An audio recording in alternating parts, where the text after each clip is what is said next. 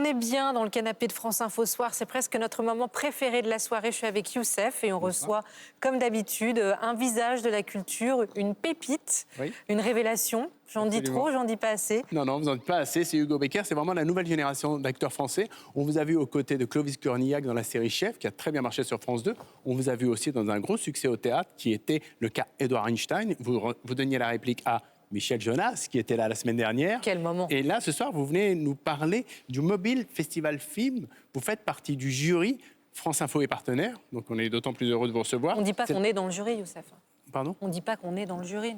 Non, on n'y est pas dans le jury ici. Non, je crois pas. Il y a des comédiens, des réalisateurs, il y a Monia Chopé, il y a Emma Decaune, il y a Sarah Giraudot, voilà, il y a beaucoup de monde. Mais on les accompagne de très près. C'est la 15e édition, donc, et en fait, ça met en compétition des films qui sont réalisés avec des mobiles, c'est ça ?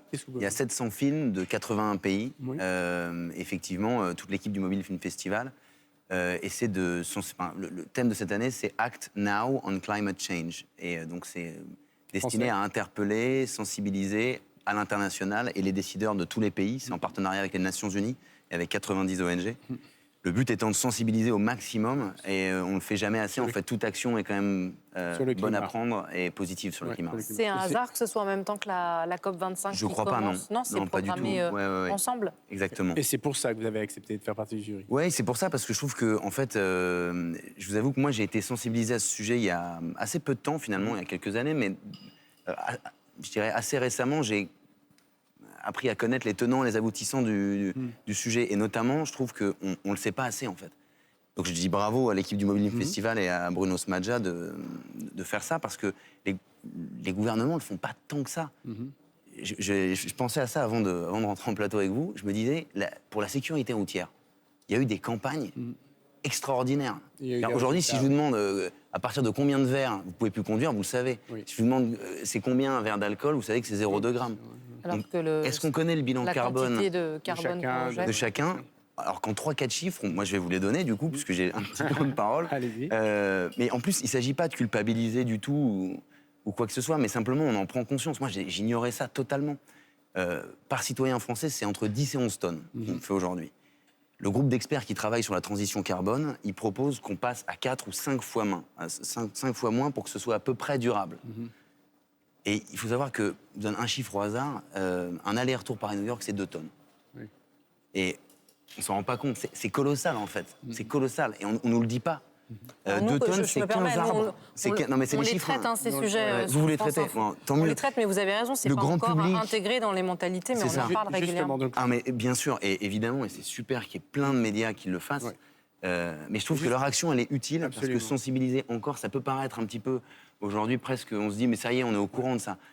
En fait, on est au courant, mais les actions qui doivent être menées, elles sont assez courageuses pour chacun d'entre nous. Il faut être solidaire, pas repousser la faute sur les autres. Justement, et ces films sont formidables pour ça. Je vous propose de regarder. Ces films sont géniaux pour ça. La famille, on va regarder ce film.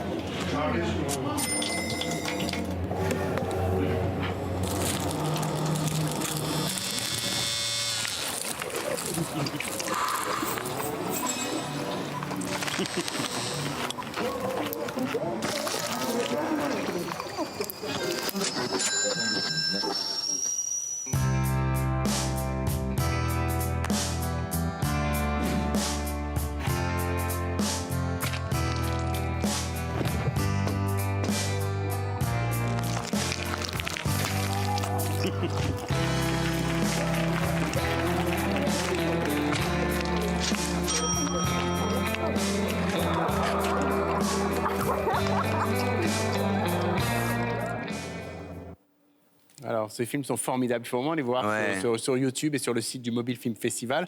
Il y en a plein d'autres. On n'a pas le temps d'en montrer beaucoup ce soir, mais je voulais savoir, ce genre de film permet de faire émerger aussi des talents, puisque vous êtes comédien et réalisateur. Oui, bien sûr. D'ailleurs, on était impressionnés par certaines mises en scène qui sont très travaillées. C'est vrai qu'aujourd'hui, sur un téléphone, en 1 minute, il y a des gens qui sont capables de faire des films marquants et d'utiliser ce média-là pour interpeller sur ce thème. Et on peut repérer des gens, effectivement.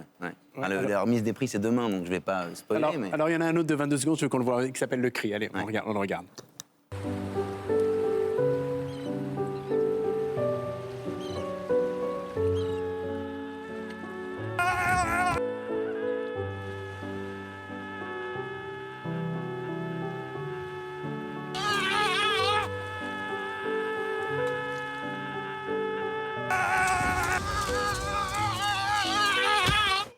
Moi, ça me fait beaucoup rire. Bon, là, ça a coupé les dernières images qui expliquent qu'effectivement... Oui, parce que là, je veux dire, on ne comprend pas pourquoi. En fait, simplement de dire qu'on est tous au courant, qu'on sait tous ce qui est en train de se passer. Et qu'on est percuté d'un coup par un arrêt. Et qu'on risque d'être percuté d'un coup, et que, en fait, ce problème, on fait mine de pas le voir. Et c'est vrai que se plonger dans les chiffres, c'est chiant, c'est un peu... Souvent, quand quelqu'un nous en parle, c'est moralisateur. Ouais, c'est contraignant, comme vous le disiez, parce qu'on peut tous faire quelque chose. Et puis, les gens ont beaucoup de trucs à faire.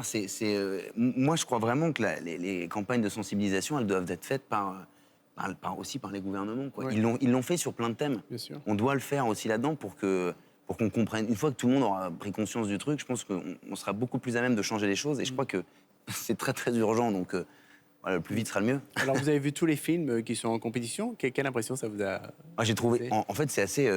par rapport à ce dont on parle, c'est assez génial de voir qu'il y ait autant de gens dans autant de pays qui sont quand même animés par ce thème-là. C'est assez rassurant, c'est assez positif. Et en même temps, il faut qu'il y ait des actions concrètes. Mais le but de ces films, c'est aussi... D'ailleurs, il y a des films qui montrent des actions concrètes qui existent. Ça vaut le coup de les voir et de voir ce que font des gens concrètement pour améliorer et trouver des solutions. Donc ça file un coup de patate, ça file un bon coup de... Alors, il nous reste une minute pour parler de vous quand même, Hugo. Vous êtes venu nous parler aussi de votre actualité. Vous avez joué dans un court-métrage, on va voir des images, qui s'appelle Le Dernier Voyage de l'énigmatique Paul W.R. Ce court-métrage a reçu plein de prix et il a été adapté au cinéma. Racontez-nous ça avec Jean Reno. C'est la raison pour laquelle je suis blond en ce moment. Alors, je peux remercier le réalisateur pour ça. Ça va être terminé la semaine prochaine. Et on avait fait un court-métrage, il a eu la chance d'être... C'est super, qu'on peut voir sur Internet. De Romain Quiraud, qui est un réalisateur que je trouve extrêmement brillant. Et voilà, on a réussi à faire le long-métrage qu'on vient de terminer de tourner avec Jean Reno, Philippe Catherine, Paul Ami, Jean-Luc Couchard, Bruno Locher, Lia, Saadit Le Cerf. C'est un film de science-fiction? C'est un film de science-fiction, dans un contexte de fin du monde. C'est un peu un rêve d'enfant pour nous aussi, parce qu'il y a des voitures volantes. Moi, je joue un astronaute fugitif. Qui est censé un petit peu être l'espoir qui devrait tous nous sauver. Et il fout le camp. Et on ne sait pas pourquoi, il est recherché. Et il va rencontrer une petite fille. Donc voilà, il y a une thématique écologique, évidemment. C'est pour ça que c'est intéressant d'en parler. Et pour nous, c'était aussi un rêve d'enfant, réaliser un film comme ça. Ça sortira normalement dans 1 an. C'est un gros film, c'est à l'international. Et il va y avoir, je pense, 5-6 mois d'effets spéciaux. C'est des films, comme je disais, pour nous, c'est des films assez rares, en fait, de pouvoir faire des trucs comme ça. En attendant, allez voir le film sur Internet, on peut le voir, le court-métrage. Le court-métrage, il était sur HBO, je ne sais pas s'il est toujours sur Internet. Mais en tout cas, il y a les bandes annonces, le film va sortir. Il y est peut-être, Merci. Merci Youssef, merci Hugo. Et puis allons regarder donc les films. C'est le Mobile Film Festival. On est partenaire France Info et comme vous le disiez, ça, merci beaucoup, ça file la pêche et ça donne des idées sur ce qu'on peut faire chacun au quotidien pour agir, contrairement, on peut le dire, à nos gouvernements ces derniers temps. On vient de le voir dans la conférence climat. On espère qu'il en sortira quelque chose. Le journal tout de suite avec Céline Bosquet. Merci beaucoup.